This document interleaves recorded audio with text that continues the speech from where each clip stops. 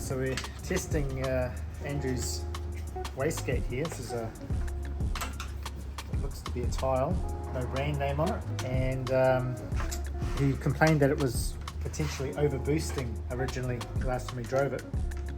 So what generally happens is these tend to stick, but this one isn't. It's got a bit of movement there, and this is the valve that allows the wastegate pressure to come out, the exhaust pressure to come out and bypass the turbo, therefore controlling the boost.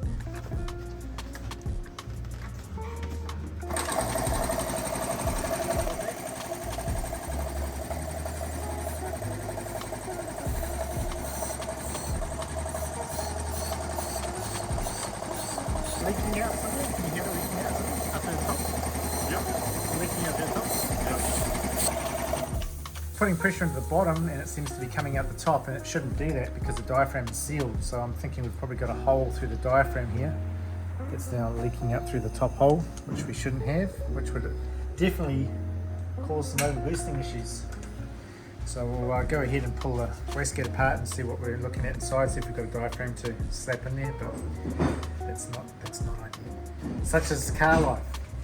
Alright, we're just getting the old one apart. Managed to find an old dusty old dog, an old tile wastegate on the shelf there, so maybe the parts might share. The problem we're going to have is that is it the same height? Oh, it is the same height. We might actually be able to just use that whole wastegate if we need to. I wonder how strong the spring's going to be. What do you reckon? 15 pounds? It's going to blow my bloody hand off.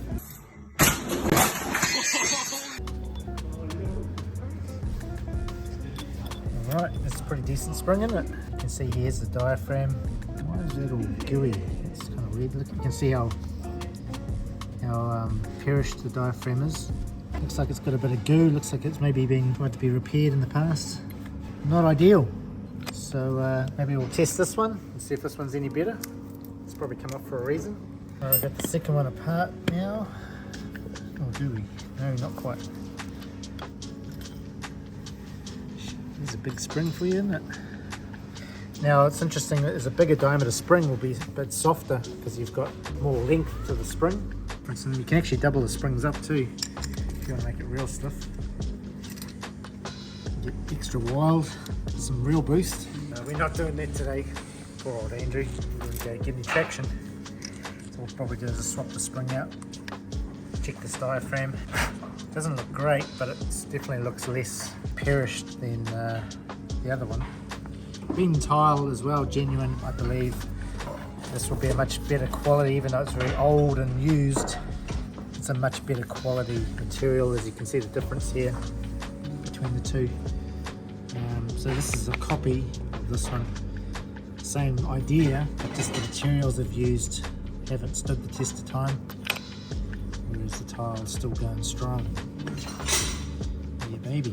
And then I imagine Andrew will want to replace the wastegate for the weekend, so we just need to get it to the track and get it functional. It's my goal. Car ready for the track. Yeah, boy! Is that my hype guy? Yeah, we can get the hype guy in the video. No, let's go sort him out. Yeah, that's not going to work for us there. Why have they done that, eh? So, Skyline also issues. Radiator's damaged from the fan. The fan has hit the shroud a long time ago. I've never noticed it, but it's actually holed the radiator in the top.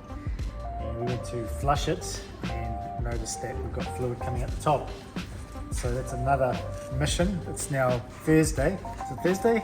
Man, this week's gone fast. Thursday, and we obviously wanted to load up on the trailer tomorrow to go down Saturday morning. So we're fixing stuff that we really don't want to be fixing for an event, but this is what car events are like. When you go to an event and you see 200-300 cars racing, ripping around the track at that event, there's probably another 20 or 30 cars at least that didn't make it to that event.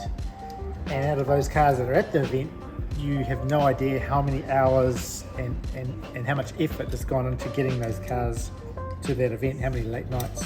So this just is the car life. This is just normal. Unfortunately, this is what it's all about. And sometimes it goes smooth, but usually no, it doesn't. So you just have to adapt and overcome. Keep going. The old fan off the R34 we've pulled off. You can see it's this is quite common on these. They get cracks through the plastic, and they tend to stretch and move around when they're working. And that's probably why it's busted out the shroud. So we're looking for some replacements. Luckily I'm on the border. I've got bits and pieces from all different cars, so hopefully we can find one that's in better condition, less likely to fly apart, because that would spoil my day. And see this radiator. It's just pulled out of the top there. You can see those little holes. A little bit of damage, so we'll probably get that probably flowed, I guess would be the best thing to do. What do you reckon, Daly? Get it epoxy, yeah, epoxy Mortimer. My guys at Mortimer, they flow that up for the weekend, and then we'll look at this is pretty added, I think.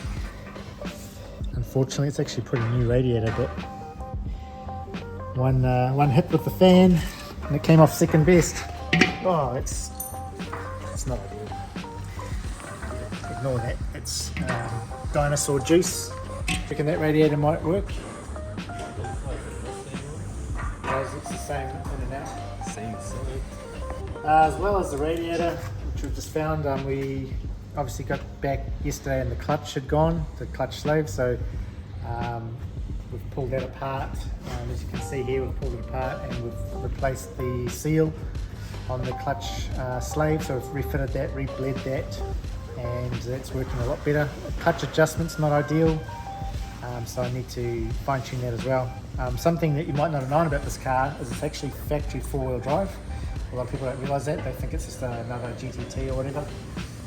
But it's actually a factory four-wheel drive. I bought it as a 25 non-turbo automatic for about $4.5 grand. I bought it probably 10 or 12 years ago now. And I bought a whole R32 GTR from Japan that was rusty and converted all the running gear over into this car, even down to the firewall. I'll show you here. It's something a lot of people don't notice, but it's got a clutch booster off the GTR. Normally the GTR comes with a clutch booster. And as well as that, there's a recess in the firewall for the clutch booster to sit, and so it sits in behind the brake booster. And so I actually cut the firewall out and fitted that out of the GTR into there as well. So a lot of work gone into the car. It took me a couple of years to build. So it's factory four-wheel drive. So it's like basically it's a GTR sedan. It's like the Ortec version of the R33. If Ortec was to build an R34 GTR four-door, this is what it would be. So that was the goal with it, and yeah, it came out really well. We only just got the four-wheel drive working not so long ago, so we're looking forward to getting it down to the track and seeing how that relates, getting rid of all that wheel spin. It's about 400 kilowatts, 650 odd horsepower, still on twin turbos, because I wanted to keep it GTR-like, sound and everything. So it's got twin 2530s in there, making 400 kilowatts, tuned by Glenn Suckling, GDS Performance. And so he did a good job tuning it. We don't know what the motor is, we don't know what's inside, so we're just kind of running on a prayer at this stage. So we'll see. The plan is to rebuild it and maybe go a single turbo, but right now we just want to get some use out of it and let it sing.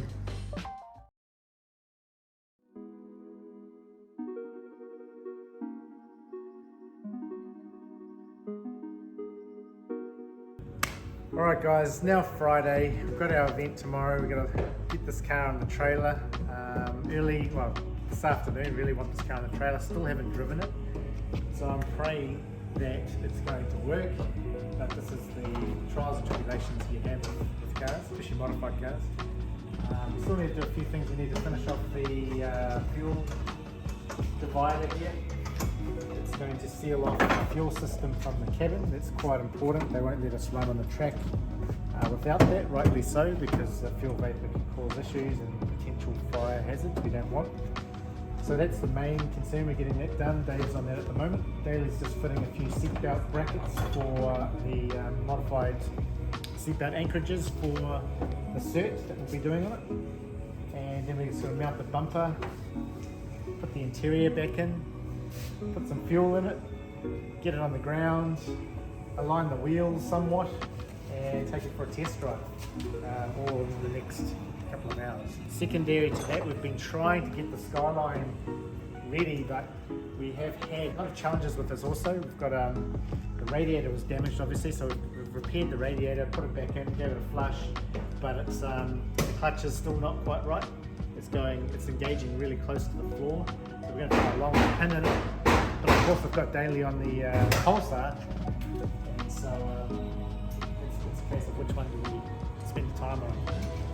Added to that, I don't have any way of getting it, trailering it down anymore, so that's fallen through, and it's just run out of warrant to be able to drive it down, but I'm not confident in driving it down, so I'm kind of humming and hawing.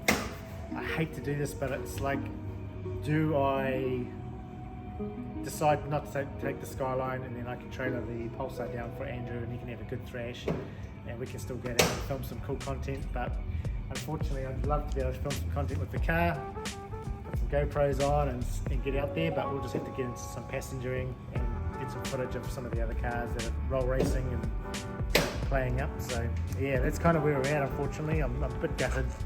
I'll have to get the Skyline ready. Oh my gosh, yeah, that's a good GT, man. You like that? You've got a good run, but what's the motor? Oh, big boy. Yeah, is he manual? Yeah. Oh, gotta be manual. Go hard. Never go home. Oh well, yeah, it's cool. It attracts all kinds of attention, this car. It seems a shame that we've had it under covers for the last 2 years, tucked away in the corner, so we need to dust it off. We need to get some laps in it, so that's the plan. Hopefully we've got another event coming up in the near future. It's a shame because tomorrow's looking to be beautiful weather. I'm stoked for all the guys that have trailered their cars up from Christchurch and that to get to GTR Fest, and we'll look forward to seeing all them there anyway, so yeah, it's cool.